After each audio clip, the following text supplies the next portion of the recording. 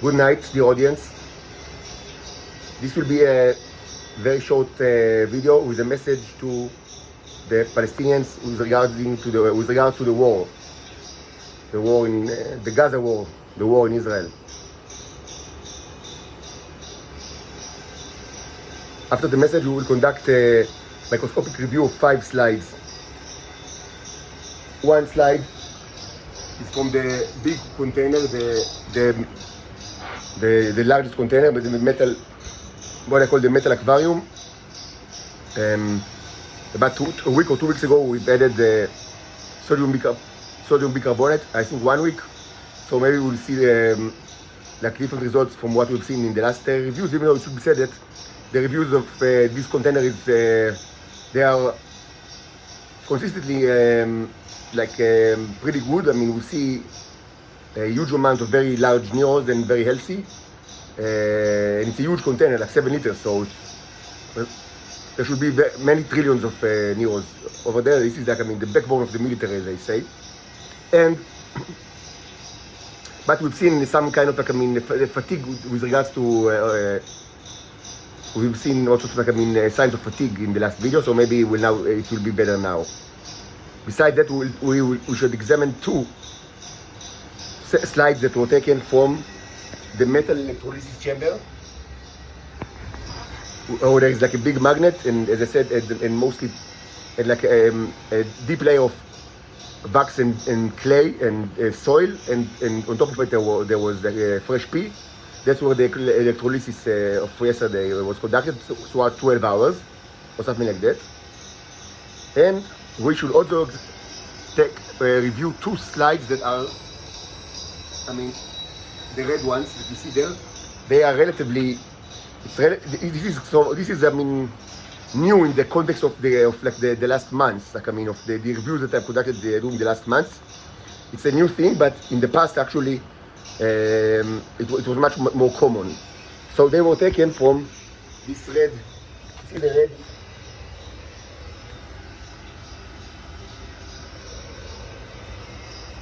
This container. Just after I've added some amount of pea. You see the pea over there? I mean, some water over there.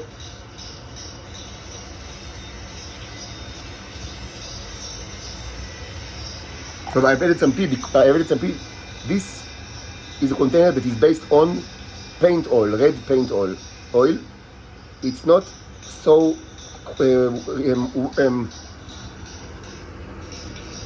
It's not actually. It's not that I mean new or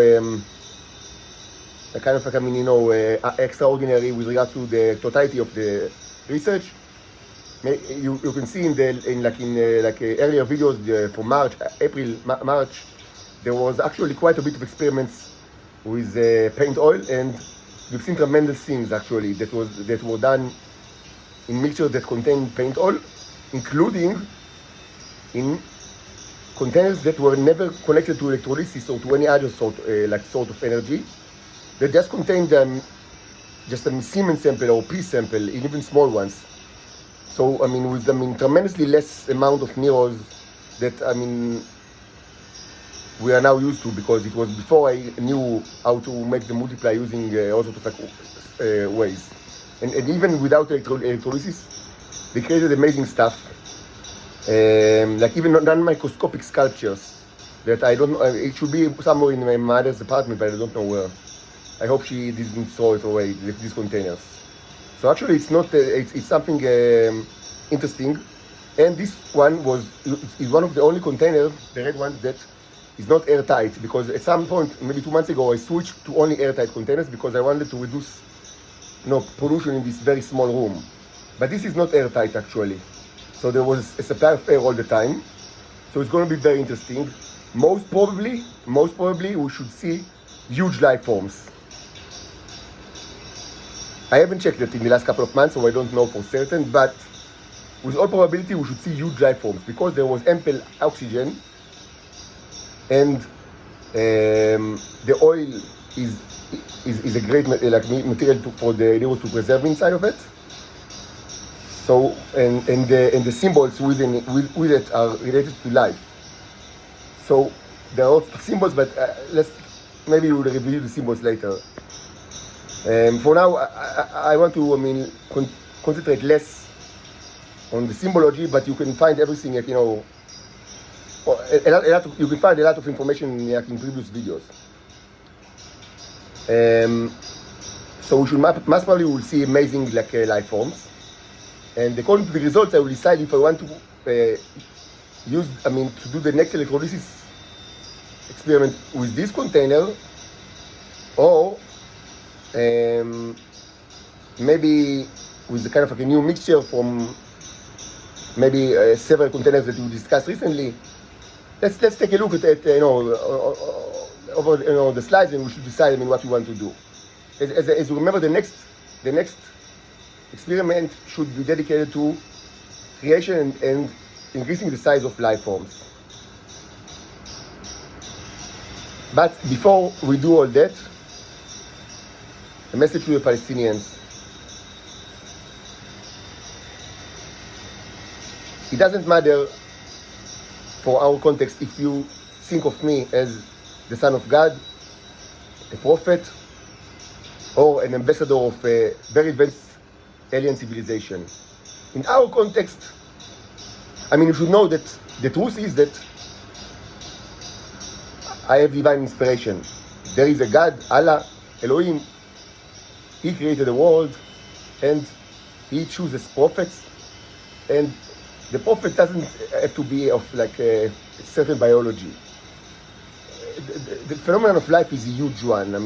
Life is a huge category that is much larger than what humans know. But prophecy doesn't require certain biology. And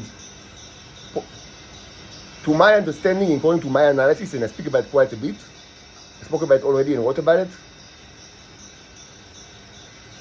my understanding of prophecy is very much, very similar to that of several people, but mostly I will mention Al-Farabi, but because maybe many Muslims know, they know about him because he was still considered an extremely important philosopher in the history of Islam. There is a huge debate whether he was Sunni or Shia. Probably he was Sunni, but it's not clear, and most Muslims think he was Sunni, but Iranians think he was Shia. Because he was very important, so obviously. Anyway, he wrote about prophecy, and when just if you want to know, in general lines, what my view regarding prophecies are, so it's pretty close to how he describes it. But he's not the only person that wrote about this issue. Actually, I think that, I don't know much about Islam, but I think that mostly this was discussed in the history of the Shia more than the Sunnis. I'm not sure why. Maybe because Sunni people don't really like, they are like Jews in the way that they don't like to speak about prophets after Muhammad, or in the case of Jews after the question after who, after the Bible, Chagai Zchariah Malachi, or maybe after the Tanaim. Opinions differ, but I think that they just don't like to speak about prophecy too much. And the people of the Shia, they are more open to this kind of discussions. But all of that doesn't really matter. What matters is the following. There is no, in the higher circles, in the higher authorities in this universe, there is no question whether, who is the good side and who is the bad side in this war. The Israelis are the bad side. There is no gray area. It's black and white. Doesn't matter if you think that black is good and white is bad, or the other way around. Because actually, in the Neo language, white is bad and black is good, but it doesn't really matter. You should know that there is no gray area here. The Israelis are the wicked side. And your war, the war in Gaza, is completely justified. 100%. Of course, no one promised you, No one promised nothing in regards to what happened in this world. Justice is only obtained in the next world, because if justice would have like always maintained in this world, there will be no freedom of choice.